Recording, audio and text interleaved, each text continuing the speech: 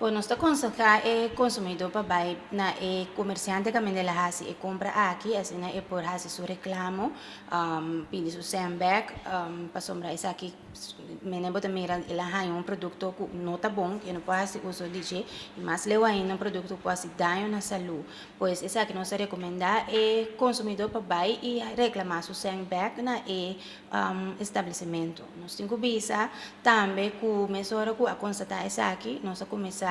check a instância não que a se controle aqui nós temos que bisa que está veterinária dins de GMN a se isso aqui e nada tem processo para seguir esse tipo de controle não aqui e nós compreender também que também tem sanção não para o comerciante não que falha em regra aqui